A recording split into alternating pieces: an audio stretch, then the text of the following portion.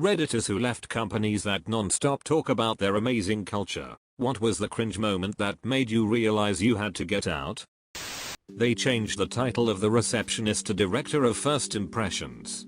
Edit. For everyone asking, it's a tiny company in the Midwest. At Big W here in Australia. Think Walmart, but no guns. They changed the dog greeter title to Customer Champion.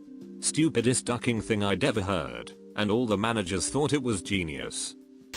Not my company, but a company from a neighboring building. They had an entire area devoted to foosball, pinball, billiards, console gaming, and video booths on the ground floor, and it was clearly visible because of the glass windows on street level. Oddly enough, nobody ever used them, and the place was almost always empty, save for a few people who use the internet kiosks.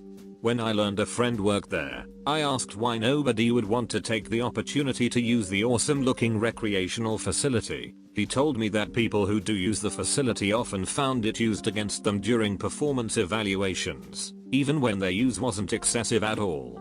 After a while word got around, and they started avoiding the place altogether. The irony is that their recruitment ads always touts a culture of work hard play hard.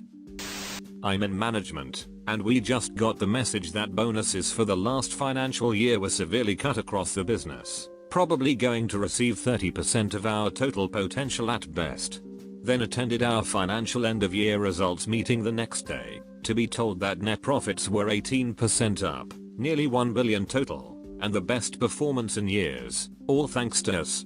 Okay, planning on leaving now. Oh my god, I went through something similar in 2000. Was working for a financial firm. 1800 employees, with a sales force of 200.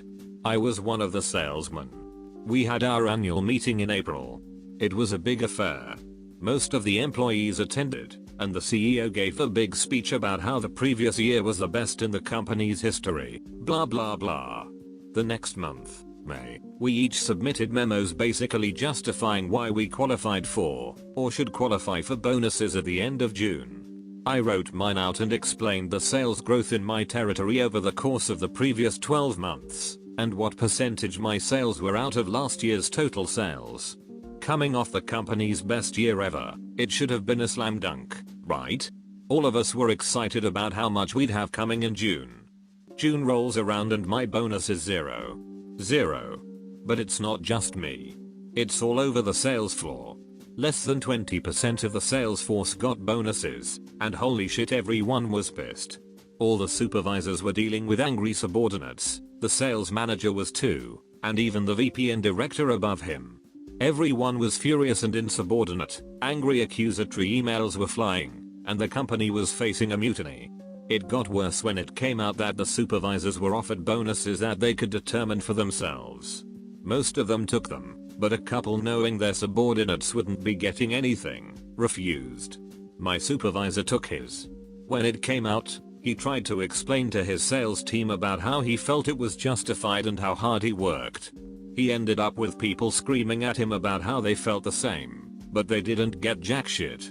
So for a week or so, things on the floor came to a stop. A lot of people just didn't show up, and the ones that did were angry. I came in and started reading monster.com ads at my desk. I also stopped selling anything, or answering my phone. When confronted by my boss, I told him that as soon as I got the bonus my sales justified, I'd start working again. Until then I'd be coming in late, reading and responding to want ads, and leaving early. He could expect me to keep that up until I found another job or was fired. The following day I was sent to the regional sales manager's office. She said she'd heard about my work stoppage, and asked me to explain myself. I told her that if she heard about it from my supervisor, then she already knew why I wasn't working, and I didn't need to explain it again. She tried buddying up to me, being friendly, then being stern, then being angry. I kept my composure and told her that the longer the company held out on my bonus, the longer it was going to miss out on sales from my territory. I then gave her my average daily amount of sales from the previous year, quantified what the total loss would be for a week of me not selling, and how much cheaper it would be just to pay me the money I was owed, and get me back to selling. Then I thanked her for her time and told her I'd be leaving work as soon as I left her office. And I did. The following day I came in, checked my emails, some of which were farewell emails from co-workers who quit over their stolen bonuses, and sat on monster.com until I was told to go to the office of the national sales manager. He's the gatekeeper, he's in charge of all 200 of us. He told me he understood that I was upset, and could see why. I asked him if withholding the bonuses from 80% of his sales force was his idea or someone else's. He didn't answer. He did tell me that I would be getting a check on Monday, and could I please go back to work now? I told him I'd be going back to my desk, but work wouldn't start until the check was in my hand. When I went back and checked my emails, yup, more defections. The next day an email went out to the entire sales force. Management had taken a look at the numbers, re-evaluated the financials, and determined that June bonuses would be issued shortly. The email also apologized for the delay, and reminded us that as salesmen, we were the core of the company, and our hard work was appreciated. I also received another email, this time from the national sales manager, who told me while bonuses were scheduled for Monday, he'd be walking my check to my desk the following day. The following day I showed up, sat down, and shortly afterwards the national sales manager walked on up and handed me my bonus check. I thanked him, and handed him my resignation effective immediately. In my resignation letter I requested that a check for my unused vacation time please be cut and given to me before I left the building. When he finished reading it, I told him I'd clean out my desk while I waited for the vacation check. While I was doing that, one of my co-workers also resigned effective immediately. We were walked out at the same time, and ended up getting drunk at the bar across the street. I learned later from co-workers that remained that even though the company issued the bonuses, they lost about 20% of the sales force in the following 2 months. Gotta love corporate greed. Bought out by an equity group. New president on call with thousands of employees says, "We have two kinds of employees, those that work a tremendous number of hours, and those that should find another company to work for. We have two types of employees, former employees and morons." This is what the woman who interviewed me said. "Here at Cheapskate Architects we don't often do all-nighters for our customers, but when we do, it's a real pizza party. Also we don't pay overtime, we do it for the love. And your wage is $22,000 even though you are an architect. And also I won't be there because I'm HR management, because I'm married to the director.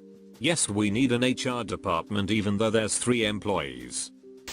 When I went to firm drinks in a public bar, and the firm's fun committee handed out song sheets, and a choir of employees led by a bad guitarist sang a song about how great the firm was to the tune of "'Cause I'm Happy," we were expected to sing along. It was at that moment I realized I was in a cult.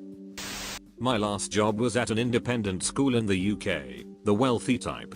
During a period of streamlining, the entire faculty were called into a hall and told, in upbeat terms, that we were struggling to make ends meet. Salaries were too high, perks were too abundant, and spending was unsustainable. For clarity, salaries weren't too high, and perks were practically non-existent.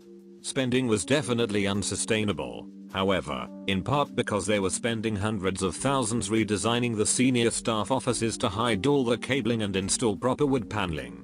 So then they started listing off perks and assigning them a value.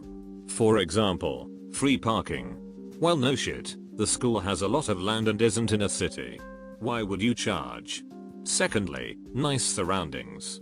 Well, again, no shit, that's part of your marketing appeal. Long holidays? Nice try, but I work all holiday. They didn't even get as far as telling me what they planned to do with my job and pay. I was gone in less than 3 months. We, management team, spent months working with a business coach trying to collectively come up with meaningful core values. We devoted a ton of time to it, and really tried to decide which direction we wanted to take the company culture.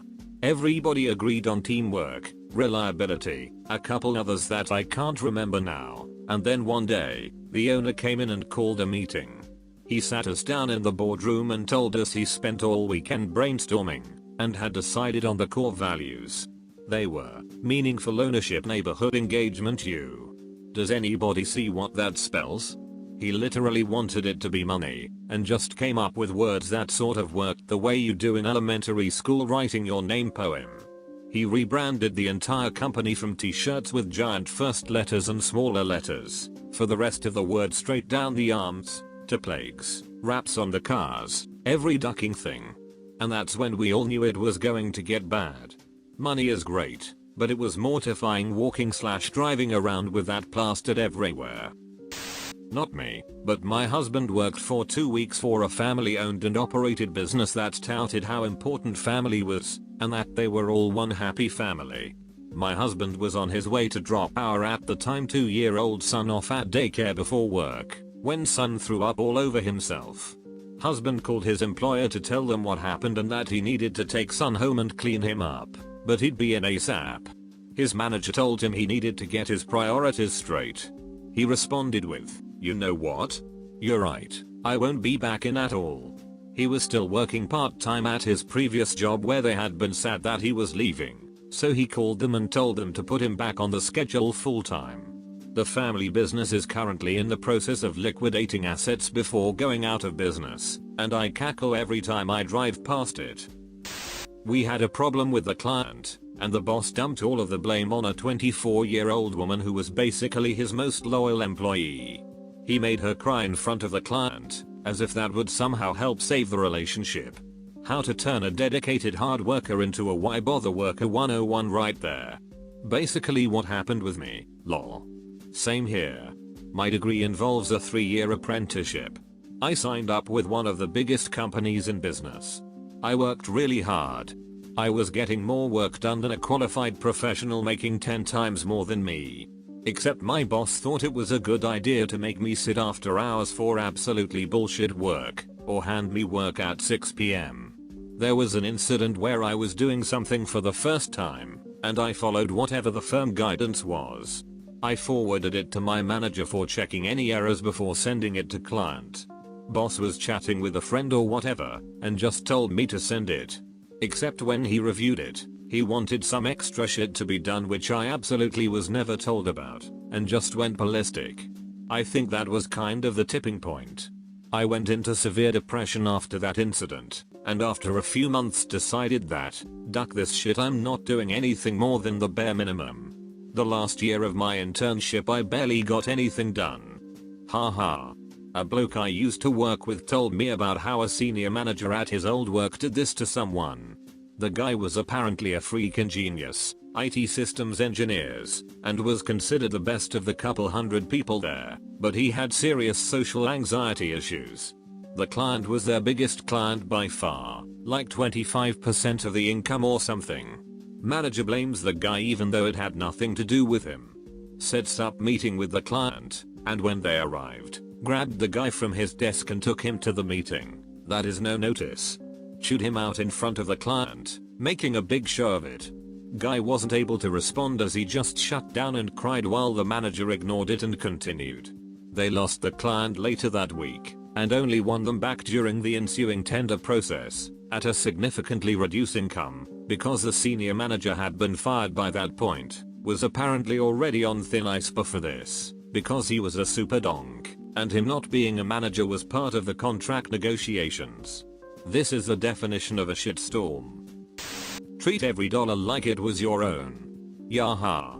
Right after we went well over targets for the entire year, and then was told a Christmas party wasn't financially viable because expenses. It's one of the biggest hospitality groups in Australia, by the way. Treat every dollar like it was your own. Righto, chief. What are you doing? Bagging up the money to put it in my savings account, like you said. We treat our employees like family. Ignores harassment claims, hires from outside the company, refuses to give out decent pay, will write you up for doing overtime, but the CEO just bought himself a new BMW. I hate that place. We treat our employees like family. We expect you to always be on call for us, always ready to help us out, and always forgiving our mistakes. In return, you may consider yourself a part of our family.